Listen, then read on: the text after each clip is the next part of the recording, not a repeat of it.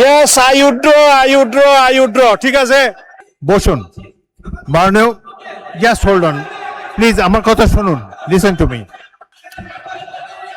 মাননীয় সদস্যবৃন্দ, অপেক্ষা করুন, কিন্তু একজন মন্ত্রীকে তার বক্তব্য তো শেষ করতে দিতে হবে। বিরোধী দলের নেতা দাঁড়ালো, পিছন থেকে বেশ কয়েকজন দাঁড়িয়ে, তাদেরকে বসানোই যায় না। দিনে দুপুরে প্রকাশ্যে অস্ত্র ব্যবহার করে সাধারণ মানুষের নাগরিকের কাছ থেকে ছিনতাই হচ্ছে, রাহাজানি হচ্ছে, সেই ব্যাপারে বর্তমান স্বরাষ্ট্রমন্ত্রী কি ভূমিকা নিচ্ছেন এবং পরবর্তীতে সরকার দলীয় এমপি সহ বিরোধী দলীয় এমপিদেরকে যে হামলা শিকার হয়েছে, সেই হামলায় যে মামলা হয়েছে, সেই মামলার আসামিদেরকে গ্রেপ্তার না করে বরং উল্টো যে মিথ্যা মামলা হয়েছে তার প্রেক্ষিতে সেই আসামিদেরকে গ্রেপ্তার করে যে আইনের শাসনের টোটাল কবরচনা করা হচ্ছে, এই ব্যাপারে বর্তমান স্বরাষ্ট্রমন্ত্রী পদক্ষেপ জানতে চাচ্ছি। স্বরাষ্ট্রমন্ত্রী। শাহবাগ স্কোয়ারে বক্তৃতা দিয়া পার্লামেন্টে বক্তৃতা দেওয়া এক কথা না। প্রথম কথা হচ্ছে নির্ধারিত আমি কাউকে উদ্দেশ্য করে বলি নাই, আমি কাউকে বললেন আমি তো আপনারা কথা বলার সময় কথা বলি নাই। মাননীয় স্পিকার, আমি আপনার শেল্টার চাচ্ছি। মাননীয় বিরোধী দলীয় সদস্যবৃন্দ, আপনারা অনুগ্রহ করে স্বরাষ্ট্রমন্ত্রীর বক্তব্য শুনবেন।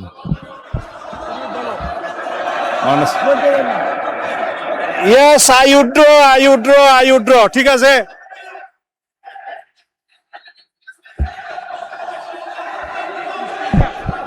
মাননীয় স্পিকার, অনুগ্রহ করে বসুন, স্বরাষ্ট্রমন্ত্রীর বক্তব্য শুনুন। মাননীয় স্পিকার, মাননীয় সদস্যবৃন্দ, অপেক্ষা করুন।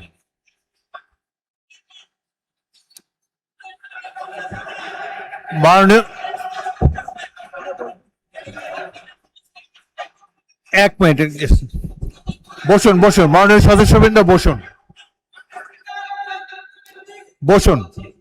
মাননীয়, জাস্ট হোল্ড অন প্লিজ, আমার কথা শুনুন, লিসেন টু মি। মাননীয় সদস্যবৃন্দ, বলো।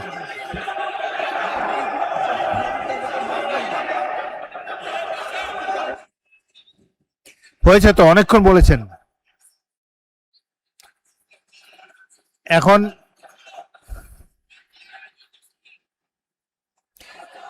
আপনারা অনুগ্রহ করে বসুন, অনুগ্রহ করে নিজের আসনে বসুন।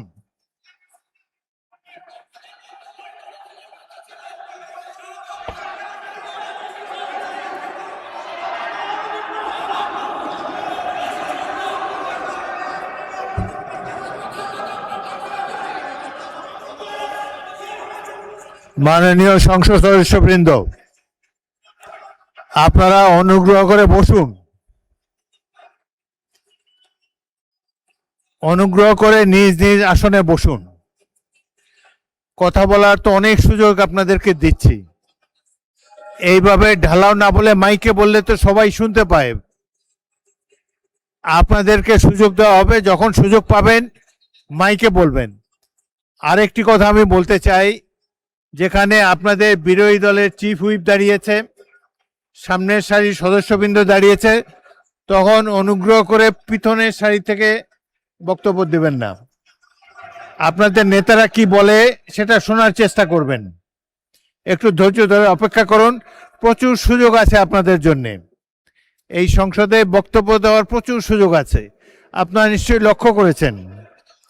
এটা তো আওয়ামী লীগের আমল না, এখানে আপনারা ইচ্ছা মতো সরকারকে ক্রিটিসাইজ করতে পারছেন। আরেকটি,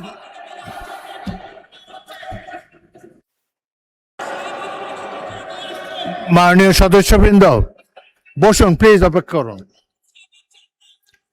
বসুন।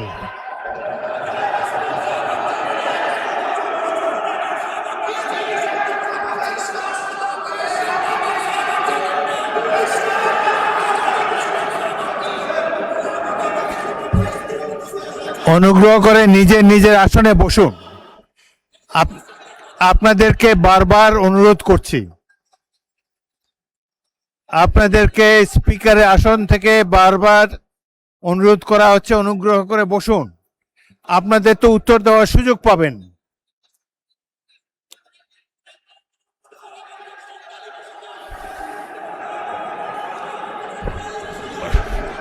শোনেন,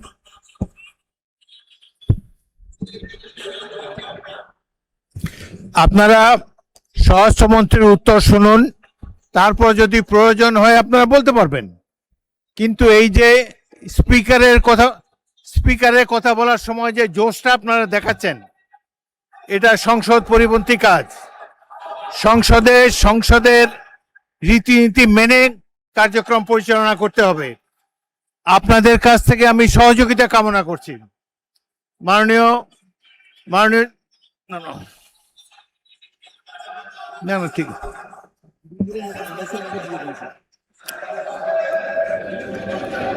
আপনার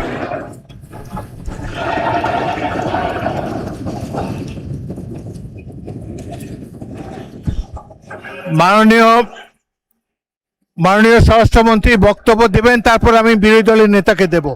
আপনি বসুন। মাননীয় স্বরাষ্ট্রমন্ত্রী, আপনি বক্তব্য দেন, তারপর আপনি বলবেন। বিরোধী দলের নেতা অপেক্ষা করুন, তার বক্তব্যটা শেষ করুন, তারপর আপনি বলবেন। আপনাকে ফ্লোর দেব।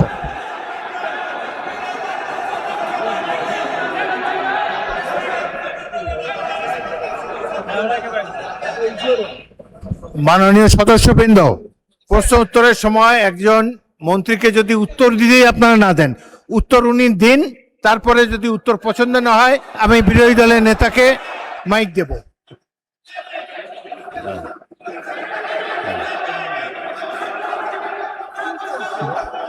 মাননীয় স্বরাষ্ট্রমন্ত্রী, আপনি আমার দিকে তাকিয়ে কথা বলেন। আমি তো কথা বলতে, মাননীয় স্পিকার, না, বলেন বলেন। আমার যে শব্দ চয়নে তাদের আপত্তি আমি ভাই, শুনলাম। সংক্ষেপে বলেন, সংক্ষেপে বলেন। সেইটার Don't জবাব তো take আমি more দিতে time. পারবো। আপনি জবাব আমি দেন। মিন করেছি এটা জাতীয় সংসদ। মাননীয় সদস্য সারাদিন দাঁড়ায় থাকতে পারবেন, আমিও দাঁড়ায় থাকি।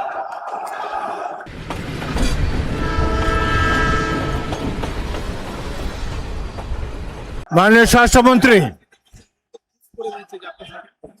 হ্যাঁ,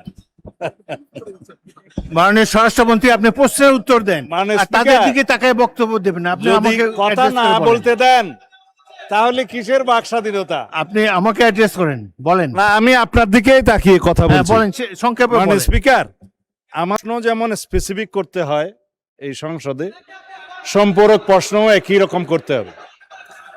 আমি যদি কথা নাই বলতে পারলাম, এটাই যদি ডেমোক্রেসি আপনি হয়, উত্তর দেন, মাননীয় আমি সদস্য কি উত্তর দেন। শুনতাম? কেউ তো শুনছেন। আপনি উত্তর দেন, প্রশ্ন যে করেছে তার তুমি- উত্তর দেন। প্রথমে বলেছেন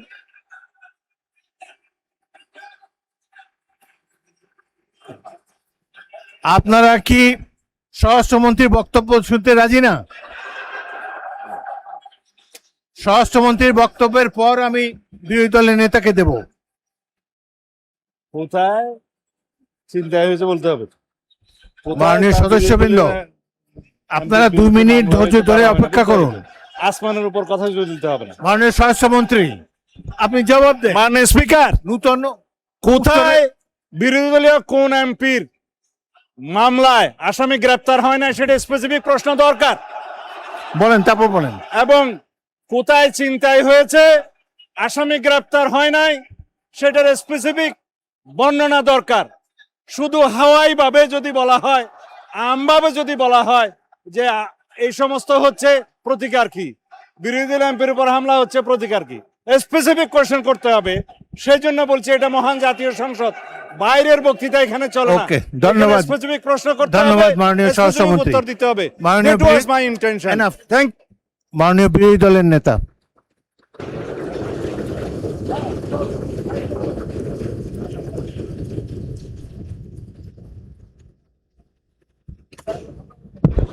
মাননীয় স্পিকার, আপনাকে ধন্যবাদ। আমাকে আগে সুযোগ দিলে ওনার কথাটা শুনতে পেতাম।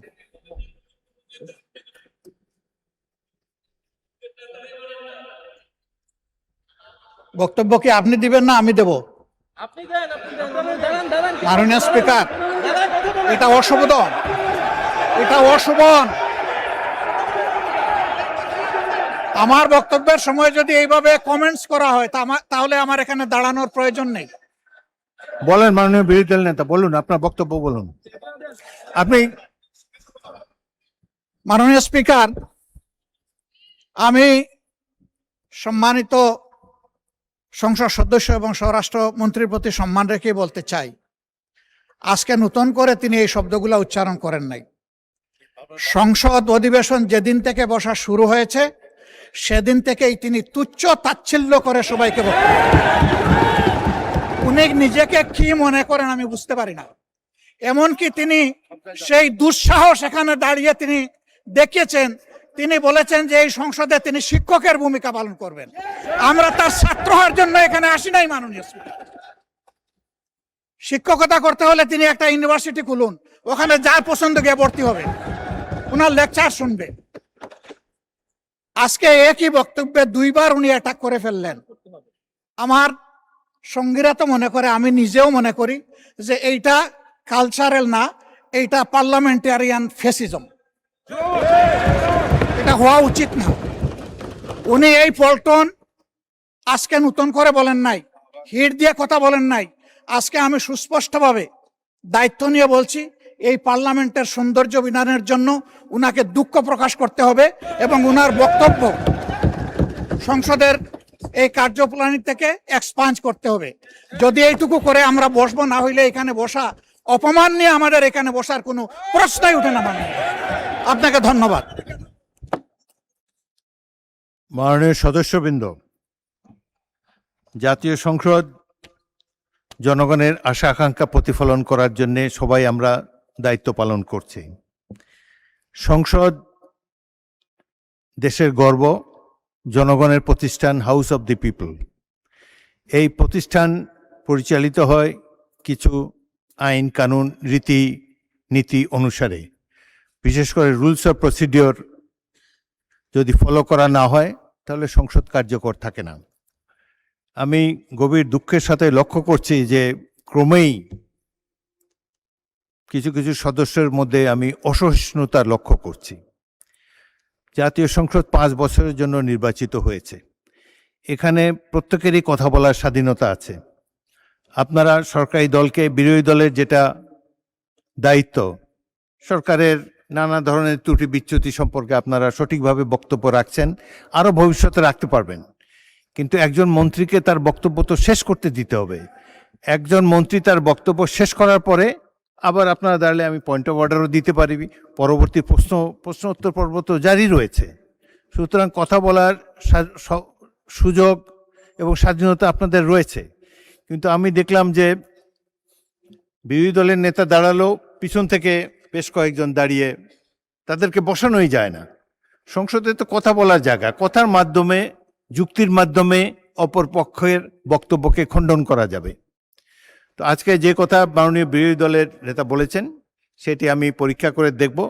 যদি অসংসদীয় কিছু থাকে তাহলে সেটাকে এক্সপাঞ্জ করা হবে, কিন্তু কথা বলার স্বাধীনতা হরণ করবেন না। আপনারা যে কজন আছেন তার 2 গুণ 3 গুণ এই পাশে আছে। সুতরাং শব্দ করে বিচারের বাণীকে স্তব্ধ করা যাবে না। আমাকে সংসদ পরিচালনা করতে দিন। আমি আমার জ্ঞান বুদ্ধিমতো নিরপেক্ষভাবেই সংসদ পরিচালনা করার চেষ্টা করছি এবং আপনাদের সকলের চেয়ে অনেক অনেক বছর, 40 বছর এই সংসদে আছি। অতীতের সংসদগুলোর অনেক খারাপ রেকর্ড আছে। এই সংসদে, বাংলাদেশের সংসদে স্পিকারকে হত্যা পর্যন্ত করা হয়েছে।